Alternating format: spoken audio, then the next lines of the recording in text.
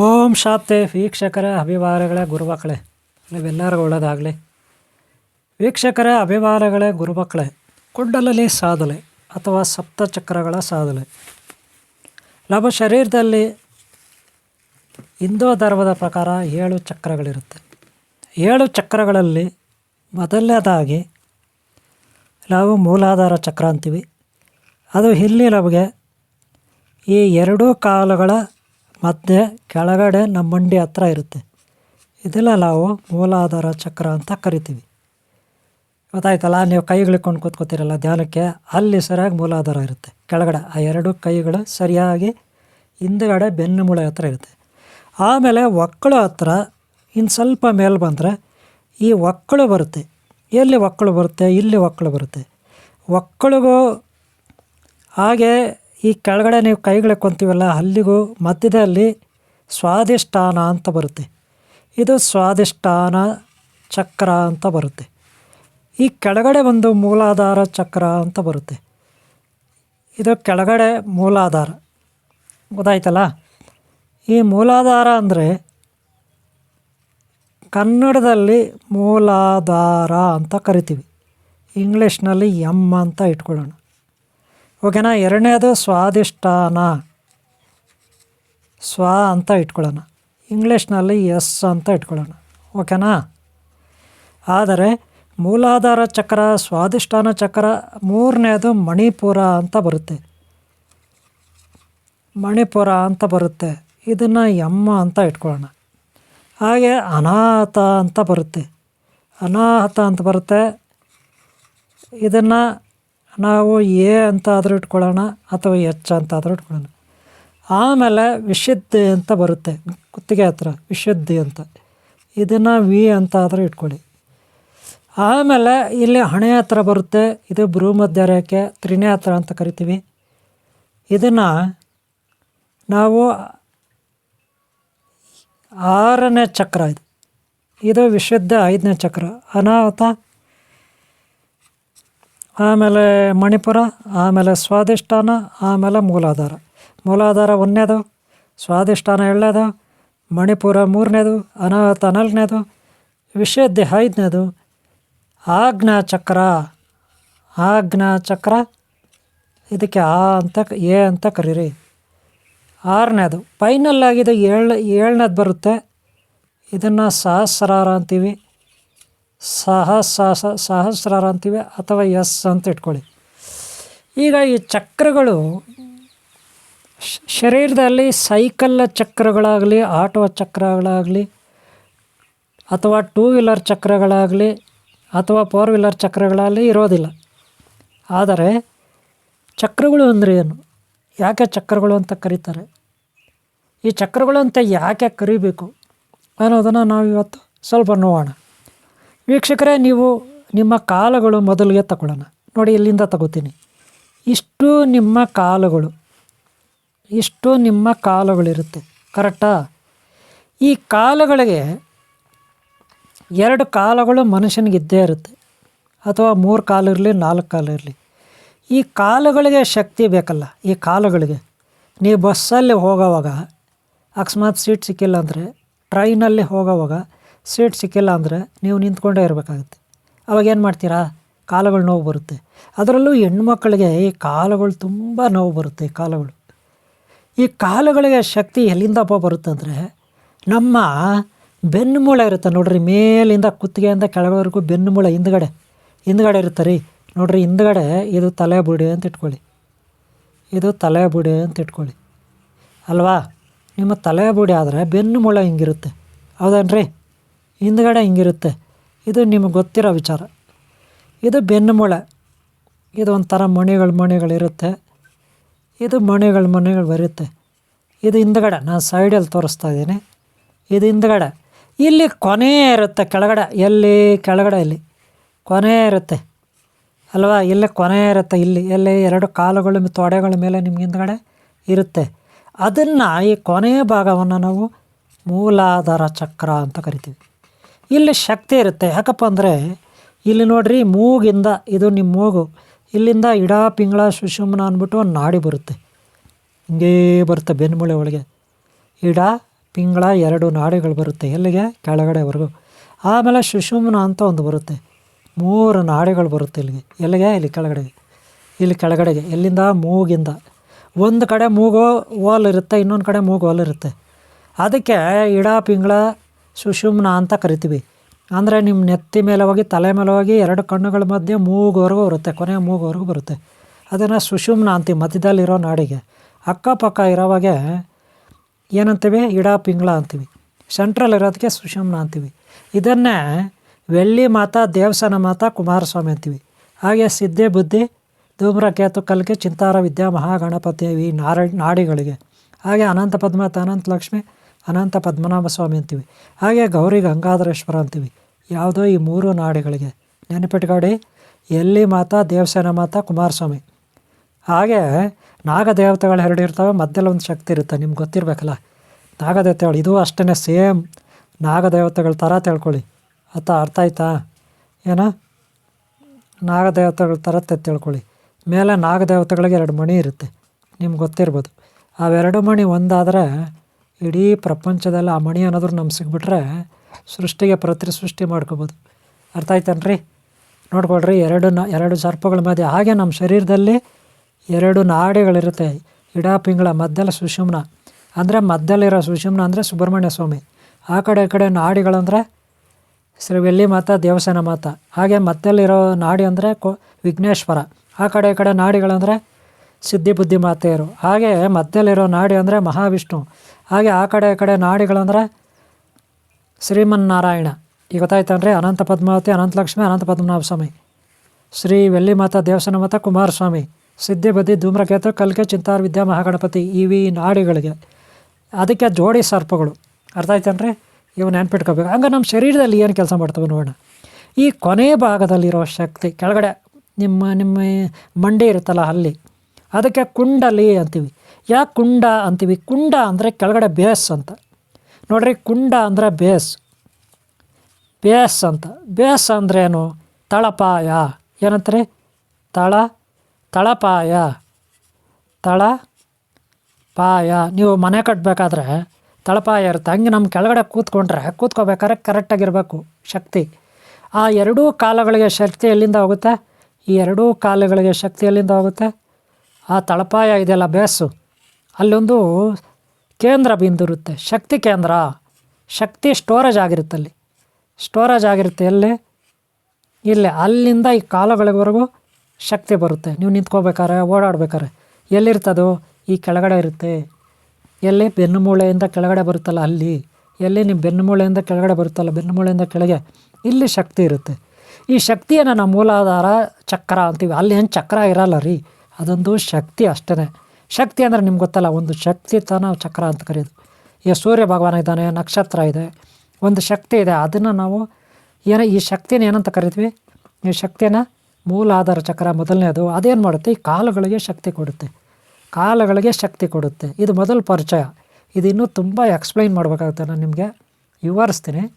ಇವಾಗ ಸದ್ಯಕ್ಕೆ ಹೆಡ್ಲೈನ್ ಹೇಳ್ಕೊಡ್ತೀನಿ. ಚಕ್ರಗಳಂದ್ರೆ ಏನು ನಮ್ಮ ಶರೀರದಲ್ಲಿ? ಏನು ಸೈಕಲ್ ಚಕ್ರಗಳ, ಜಟಕಾ ಬಂಡಿ ಚಕ್ರಗಳ, ಆಟೋ ಚಕ್ರಗಳ, ಕಾರ್ ಚಕ್ರಗಳ, ಬಸ್ ಚಕ್ರಗಳ, ಲಾರಿ ಚಕ್ರಗಳ, ಟ್ರೈನ್ ಚಕ್ರಗಳ, ಪ್ಲೇನ್ ಚಕ್ರಗಳ. ಇದು ಯಾವುದೂ ಅಲ್ಲ ರೀ. ನಿಮ್ಮಲ್ಲಿ ಆಯಾ ಏರಿಯಾ ನೋಡ್ಕೊಳ್ಳೋಕ್ಕೆ ಒಂದು ಶಕ್ತಿ ಕೇಂದ್ರ ಇರುತ್ತೆ. ಅದನ್ನು ನಾವು ಪರಿಚಯ ಮಾಡಿಕೊಡ್ತಾಯಿದ್ದೀನಿ. ಈ ಕಾಲುಗಳಿಗೆ ಶಕ್ತಿ ಬೇಕಲ್ಲ, ಅದನ್ನು ನೋಡ್ಕೊಳ್ಳೋಕ್ಕೆ ಈ ಮೂಲಾಧಾರ ಅಂತ ಒಂದಿರುತ್ತೆ. ಎಲ್ಲಿ? ಬೆನ್ನು ಮೂಳೆ ಲಾಸ್ಟಲ್ಲಿ ಕೆಳಗಡೆ. ಅದನ್ನು ಮೂಲಾಧಾರ ಅಂತಿರುತ್ತಲ್ಲ, ಅದು ಈ ಕಾಲುಗಳಿಗೆ ಶಕ್ತಿ ಕೊಡುತ್ತೆ. ಅದರ ಕೆಲಸ ಅಷ್ಟೇ. ಮೊದಲು ಅವು ಏನು ಕೆಲಸ ಮಾಡ್ತಾವೆ ಚಕ್ರಗಳು, ಏನೇನು ಅಂತ ನೋಡ್ಕೊಬೋಣ, ಆಮೇಲೆ ಎಕ್ಸ್ಪ್ಲೈನ್ ಮಾಡೋಣ. ಓಕೆನಾ? ಈ ಮೂಲಾಧಾರ ಹಂಗಾರೆ ಏನು ಮಾಡುತ್ತೆ? ಇಲ್ಲೇನು ಚಕ್ರ ಇದೆ ಅಲ್ಲ, ಇದೊಂದು ಶಕ್ತಿ ಕೇಂದ್ರ. ಯಾವುದಕ್ಕೆ? 2 ಕಾಲುಗಳು ನೋಡ್ಕೊಳ್ಳೋಕ್ಕೆ. ಎಲ್ಲಿರುತ್ತೆ? ನಮ್ಮ ಬೆನ್ನು ಮೂಳೆ ಕೆಳಗಡೆ ಇರುತ್ತೆ ಶಕ್ತಿ. ಅದು ನಮಗೆ ಚೆನ್ನಾಗಿ ಕೆಲಸ ಮಾಡಿದ್ರೆ ಕಾಲುಗಳ ನೋವು ಇರೋದಿಲ್ಲ. ಬಸ್ನಲ್ಲಿ ನೀವು 1 ಅವರ್ 2 ಅವರ್ 3 ಅವರ್ ನಿಂತ್ಕೊಳ್ಳಿ, ನಿಮಗೆ ಕಾಲುಗಳ ನೋವು ಬರೋಲ್ಲ. ಟ್ರೈನಲ್ಲಿ ನಿಂತ್ಕೊಳ್ಳಿ, ಕಾಲುಗಳ ನೋವು ಬರೋಲ್ಲ. ಅದೇ ಮಿಲ್ಟ್ರಿ ಆಫೀಸರ್ಗಳು, ಸೈನಿಕರು ನಿಂತ್ಕೊಂಡೇ ಇರ್ತಾರೆ. ಹಳೆಯ ಕಾಲದಲ್ಲಿ ದ್ವಾರಪಾಲಕರು, ರಾಜರುಗಳು, ಮಹಾರಾಜರು ಇರೋ ಕಡೆ, ಇವಾಗಲೂ ಮಂತ್ರಿಗಳು, ಮಿನಿಸ್ಟರ್ಗಳು ಇರೋ ಅಲ್ಲಿ ಕಾವಲು ಇರ್ತಾರಲ್ಲ, ಅವರೆಲ್ಲ ಏನು ಮಾಡ್ತಾರೆ? ನಿಂತ್ಕೊಂಡೇ ಇರ್ತಾರೆ. ಅವ್ರ ಕಾಲುಗಳು ಚೆನ್ನಾಗಿರ್ಬೇಕಂದ್ರೆ ಈ ಮೂಲಾಧಾರ ಚಕ್ರ ಚೆನ್ನಾಗಿ ಕೆಲಸ ಮಾಡಬೇಕು. ಇದರಲ್ಲಿರೋ ಶಕ್ತಿನ ಕಾಲುಗಳಿಗೆ ಕೊಡಬೇಕು.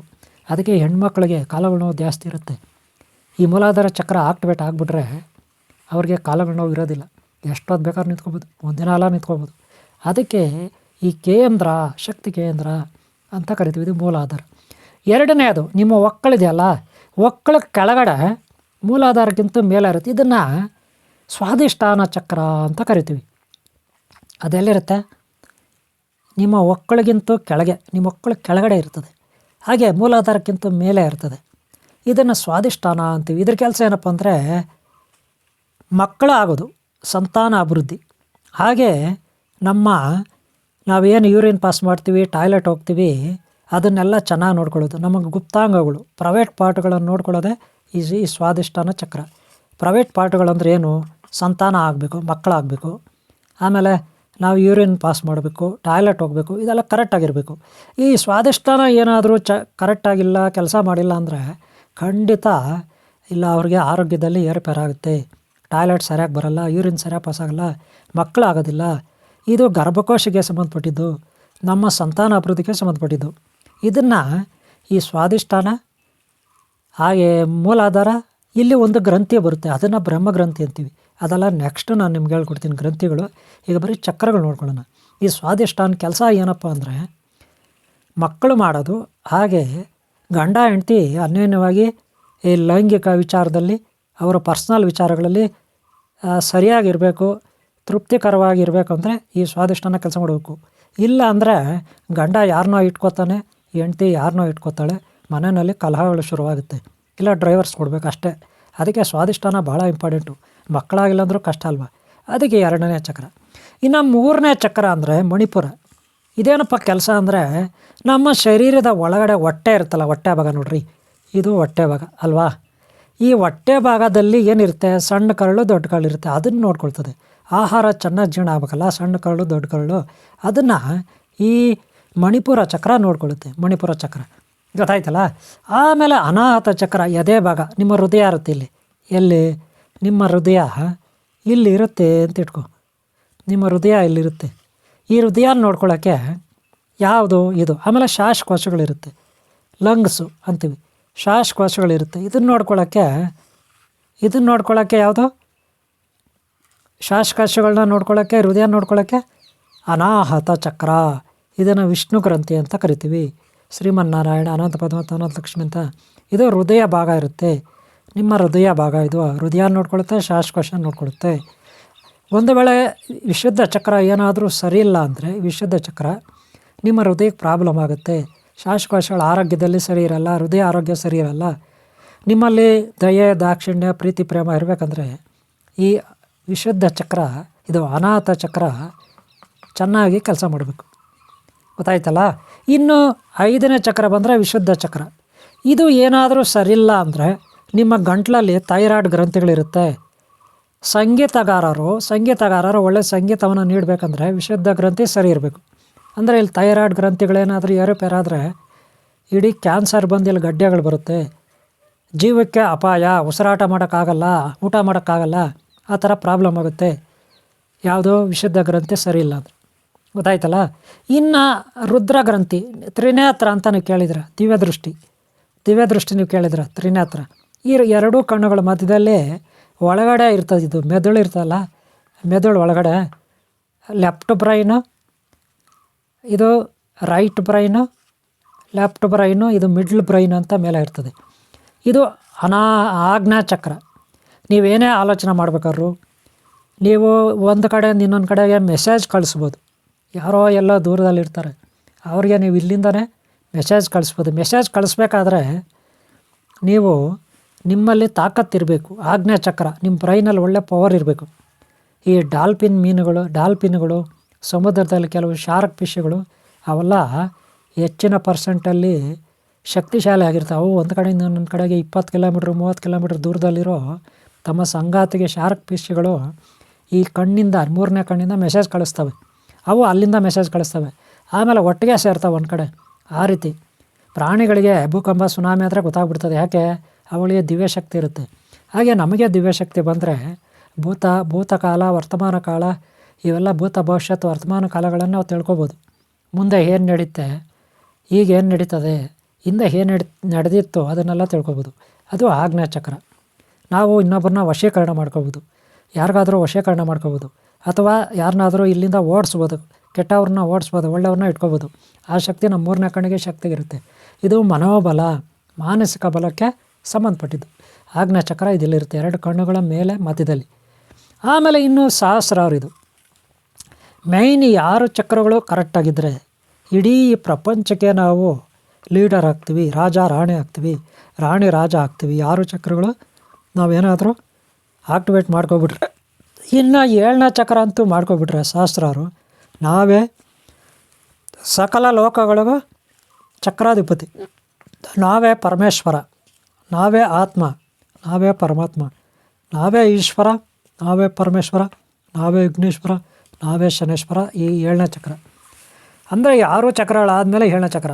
ಅಷ್ಟೊತ್ತಿಗೆ ನಮ್ಮ ಮಾಂಸಖಂಡಗಳು, ನಮ್ಮ ಅಂಗಾಂಗಗಳು, ಕಿಡ್ನಿ, ಗರ್ಭಕೋಶ, ಹೃದಯ, ಕರಳು, ಸಣ್ಣ ಕರಳು, ದೊಡ್ಡ ಕರಳು, ನರನಾಡಿಗಳು, ಹಾಗೆ ಬ್ರೈನು, ಕಣ್ಣುಗಳು, ಕಿವಿಗಳು ಎಲ್ಲ ಹಾಗೆಯೇ ತಪಸ್ಸಾಧನೆಗೆ ಒಳಗಾಗಿ ಒಳ್ಳೆಯ ದಿವ್ಯ ಶರೀರ ಆಗಿರುತ್ತೆ. ನಮ್ಮ ಶರೀರ ಏನಾಗಿರುತ್ತೆ? ನಮ್ಮ ಶರೀರ ದಿವ್ಯ ಶರೀರ ಆಗಿರುತ್ತೆ. ದಿವ್ಯ ಶರೀರ ಅಂದ್ರೇನು? ದೇವತಾ ಶರೀರ ಆಗಿರುತ್ತೆ. ಬ್ರಾಹ್ಮಣತ್ವ ಪಡೆದಿರುತ್ತೆ. ಬ್ರಾಹ್ಮಣತ್ವ. ನಮಗೆ ಮರಣನೇ ಇರೋದಿಲ್ಲ, ಸಾವೇ ಬರೋದಿಲ್ಲ. ಯಾಕೆ ಅಂದರೆ ಯಾವಾಗ ನೀವು ವಿಶುದ್ಧ ಅನಾಹತ ಚಕ್ರಕ್ಕೆ ಬಂದರೆ ಆವಾಗ ಹೃದಯ ನಿಲ್ಲಿಸೋಂಥ ಸಾಮರ್ಥ್ಯ ನಿಮಗಿರುತ್ತೆ, ಉಸಿರಾಟ ನಿಲ್ಲಿಸೋಂಥ ಸಾಮರ್ಥ್ಯ ನಿಮಗಿರುತ್ತೆ. ಯಾವಾಗ ಅನಾಹತ ಚಕ್ರಕ್ಕೆ ನೀವು ಬಂದಾಗಲೇ, 4 ಚಕ್ರಕ್ಕೆ ಬಂದಾಗಲೇ ನೋಡಿರಿ, ಮೊದಲನೇದು ನೀವು ಕಾಲುಗಳಿಗೆ ಯಾವಾಗ ಶಕ್ತಿ ಬರುತ್ತೆ ಆವಾಗ ಇಡೀ ಭೂಮಂಡಲದಲ್ಲಿ ನಿಮ್ಮಷ್ಟು ಬಲಶಾಲಿ ಯಾರು ಇರೋಲ್ಲ, ಅಷ್ಟು ಬಲ ಬರುತ್ತೆ. 2ನೇದು ನಿಮಗೇನಾದರೂ 2ನೇ ಚಕ್ರ ಸ್ವಾದಿಷ್ಟನ ಚಕ್ರ ನೀವು ಹೊಲಿಸ್ಕೊಬಿಟ್ರೆ ನಿಮ್ಮ ಆಶೀರ್ವಾದ ಇದ್ದರೆ ಬೇರೆಯವ್ರಿಗೆ ಮಕ್ಕಳಾಗುತ್ತೆ. ಹಾಗೆ 3ನೇ ಚಕ್ರ ಮಣಿಪುರ ಚಕ್ರ ನೀವು ವಶ ಮಾಡ್ಕೊಬಿಟ್ರೆ ಇಡೀ ಸ್ವರ್ಗಲೋಕಗಳೇ, ತಿನ್ನೋದು, ಕುಡಿಯೋದು, ಲೈಫ್ ಎಂಜಾಯ್ ಮಾಡೋದು. ಯಾವುದು? ಈ 3ನೇ ಚಕ್ರ ಮಣಿಪುರ ಚಕ್ರ. ಸ್ವರ್ಗ ಸುಖ ಸಿಗುತ್ತೆ. ಇನ್ನು ಹೃದಯ ಅನಾಹತ ಚಕ್ರ ಇದೇನಾದರೂ ನೀವು ವಶ ಮಾಡ್ಕೊಬಿಟ್ರೆ ಅನಂತ ಪದ್ಮಾವತಿ, ಅನಂತಲಕ್ಷ್ಮಿ, ಮಹಾವಿಷ್ಣು ಒಲಿತಾರೆ. ಅಂದರೆ ವಿಧಾತ ಕ್ರಿಯಾಶಕ್ತಿ ಒಲಿತೆ, ಕ್ರಿಯಾಯೋಗ, ಸುದರ್ಶನ ಯೋಗ, ಕ್ರಿಯಾಗ ಒಲಿತೆ ಈ ಅನಾಹತ ಚಕ್ರಕ್ಕೆ. ಗೊತ್ತಾಯ್ತಾ? ಆಮೇಲೆ ವಿಶುದ್ಧ ಚಕ್ರ ಏನನ್ನು ಹೊಲ್ಕೋಗ್ಬಿಟ್ರೆ ಋಷಿಮುನಿಗಳು, ಗುರುಗಳು, ಯತೀಂದ್ರ, ಯೋಗೀಂದ್ರ, ಜನಲೋಕ. ಜನಲೋಕ ಇದು ಜನಲೋಕ ಅಂತೀವಿ. ಇದೆಲ್ಲ ಹೇಳ್ಕೊಡ್ತೀನಿ ಲೋಕಗಳು ಯಾವುದು ಅಂತ ನೆಕ್ಸ್ಟು. ಇದು ಬರೀ ನಿಮಗೆ ಪರಿಚಯ ಮಾಡಿಕೊಡ್ತಾ ಇದ್ದೀನಿ, ಹೆಡ್ಲೈನ್ಸು ಇಷ್ಟು. ಈ ಪಾಠ ಬರೀ ಚಕ್ರಗಳ ಬಗ್ಗೆ. ಇಷ್ಟು ಚಕ್ರಗಳು ನೀವೇನಾದರೂ ಆಕ್ಟಿವೇಟ್ ಮಾಡ್ಕೊಬಿಟ್ರೆ ಎಷ್ಟೆಲ್ಲ ನಿಮ್ಮ ಶರೀರದಲ್ಲಿ ದಿವ್ಯ ಶರೀರ ಆಗುತ್ತೆ, ದೇವತಾ ಶರೀರ ಆಗುತ್ತೆ ಅನ್ನೋದಕ್ಕೆ ಹೆಡ್ಲೈನ್ಸ್ ಮಾತ್ರ ಹೇಳಿದ್ದೀನಿ. ನೆಕ್ಸ್ಟು ಒಂದೊಂದೇ ಚಕ್ರ ನಿಮಗೆ ಪರಿಚಯ ಮಾಡಿಕೊಡ್ತೀನಿ. ಅದರಲ್ಲಿ ದೇವತಾ ಶಕ್ತಿಗಳು ಬರುತ್ತೆ. ಶಾಕಿನಿ, ಡಾಕಿನಿ, ಹಾಕಿನಿ, ಕಾಕಿನಿ ಇತ್ಯಾದಿ ಹೆಣ್ಣು ದೇವತೆಗಳು ಬರುತ್ತೆ. ಹಾಗೆ ವಿಘ್ನೇಶ್ವರ, ಇಂದ್ರಾದಿ ದೇವತೆಗಳು, ಸದಾಶಿವ, ವಿಷ್ಣು, ಬ್ರಹ್ಮ ಇತ್ಯಾದಿ ಗಂಡು ದೇವತೆಗಳು ಬರುತ್ತೆ. ಹಾಗೆ ಸಾಕಷ್ಟು ಪ್ರಾಣಿ ತತ್ವ ಇರುತ್ತೆ, ವಾಯು ತತ್ವ, ಪಂಚಭೂತಗಳ ತತ್ವ ಇರುತ್ತೆ, ಗ್ರಹಗಳ ತತ್ವ ಇರುತ್ತೆ, ನಕ್ಷತ್ರಗಳ ತತ್ವ ಇರುತ್ತೆ. ಇಷ್ಟೆಲ್ಲ ಈ ಚಕ್ರಗಳು ನಮ್ಮ ಶರೀರದಲ್ಲಿ ಇರುತ್ತೆ. ಇದನ್ನು ನಾನು ನಿಮಗೆ ನಿಧಾನಕ್ಕೆ ತಿಳಿಸ್ಕೊಡ್ತೀನಿ. ಒಂದೊಂದು ಚಕ್ರ ಇವೇನಾದರೂ ಒಂದೊಂದು ಚಕ್ರ ನೀವು ಆಕ್ಟಿವೇಟ್ ಮಾಡ್ಕೋತಾ ಹೋದರೆ, ಶಕ್ತಿ ಪಡ್ಕೋತಾ ಹೋದರೆ ಇಡೀ ಬ್ರಹ್ಮಾಂಡದಲ್ಲಿ ನೀವು ಅಂದ್ಕೊಂಡಿದ್ದು ಕೆಲಸ ಮಾಡ್ಬೋದು. ನೀವೊಂದು ಮಹಾನ್ ಶಕ್ತಿ ಆಗ್ತೀರಿ, ಒಬ್ಬ ಸೂಪರ್ಮ್ಯಾನ್ ಶಕ್ತಿಮಾನ್ ಆಗ್ತೀರಿ ನೀವು. ಇದರಲ್ಲಿ ಯಾವುದೇ ಡೌಟ್ ಇಲ್ಲ ಇವರೇ, ಯಾವುದೇ ಡೌಟ್ ಇಲ್ಲ. ನೆನ್ಪಿಟ್ಕೊಳ್ಳಿ, ಸೂಪರ್ಮ್ಯಾನ್, ಶಕ್ತಿಮಾನ್. ಅರ್ಥ ಆಯ್ತಾ? ಇಷ್ಟು ಹೇಳ್ತಾ ನಾನು ಈ ವಿಡಿಯೋ ಮುಗಿಸ್ತಾ ಇದ್ದೀನಿ. ಭಾಗ 1 ಚಕ್ರಗಳು, ಭಾಗ 1 ಚಕ್ರಗಳಿಲ್ಲಿ ಮುಗಿಸ್ತಾ ಇದ್ದೀನಿ. ನೆಕ್ಸ್ಟ್ ಭಾಗ 2 ನಿಮಗಿಷ್ಟ ಆದರೆ ವಿಡಿಯೋ ಒಂದು ಲೈಕ್ ಮಾಡಿ, ಹಾಗೆ ಈ ಚಾನಲ್ ಸಬ್ಸ್ಕ್ರೈಬ್ ಮಾಡ್ಕೊಳ್ಳಿ, ಮರಿಬೇಡಿ. ಉಚಿತವಾಗಿ ಪಾಠನ ಕೇಳಿ, ಕಲ್ತ್ಕೊಳ್ಳಿ, ಅಭ್ಯಾಸ ಮಾಡಿ. ಇಲ್ಲಿ ಆನ್ಲೈನ್ ಕ್ಲಾಸಸ್ ಇರುತ್ತೆ. ಇಲ್ಲಿ ಗುರುಕುಲ ಅಂತ ಇರುತ್ತೆ ನಮ್ಮದು. ಇಲ್ಲಿ ಆನ್ಲೈನ್ ಕ್ಲಾಸಸ್ ಇರುತ್ತೆ. ನೀವು ಇಲ್ಲಿ ಸೇರ್ಕೋಬೋದು ಗುರುಕುಲಕ್ಕೆ, ಅಥವಾ ಇಲ್ಲೇ ನಾನು ವೀಡಿಯೋಸ್ ನೋಡಿ ನಿಮಗೆ ಇಲ್ಲೇ ಕೂಡ ಕಲ್ತ್ಕೋಬೋದು ನೀವು. ಗೊತ್ತಾಯ್ತಲ್ಲ? ಇಷ್ಟು ಹೇಳ್ತಾ ಈ ವಿಡಿಯೋ ಮುಗಿಸ್ತಾ ಇದ್ದೀನಿ. ನಿಮ್ಮೆಲ್ಲರಿಗೂ ಒಳ್ಳೆಯದಾಗಲಿ. ಈ ವಿಡಿಯೋ ಇಷ್ಟ ಆದರೆ ಒಂದು ಲೈಕ್ ಮಾಡೋದು ಮರಿಬೇಡಿ. ಇಷ್ಟೊತ್ತು ನೋಡಿದ್ರೆ ಅಂದರೆ ಖಂಡಿತ ಈ ವಿಡಿಯೋ ಇಷ್ಟ ಆಗಿರುತ್ತೆ. ಈ ವಿಡಿಯೋ ಇಷ್ಟ ಆದರೆ ಒಂದು ಲೈಕ್ ಮಾಡೋದು ಮರಿಬೇಡ ನೀವು. ನಿಮ್ಮೆಲ್ಲರಿಗೂ ಒಳ್ಳೆಯದಾಗಲಿ.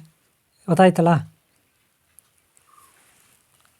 ಓಂ ಶಾಂತಿ, ಓಂ ಶಾಂತಿ, ಓಂ ಶಾಂತಿ. ಓಕೆ ಅವರೇ, ನಿಮ್ಮೆಲ್ಲರಿಗೂ ಒಳ್ಳೆಯದಾಗಲಿ. ಒಂದು ಲೈಕ್ ಮಾಡೋದು ಮರಿಬೇಡಿ. ಓಕೆನಾ?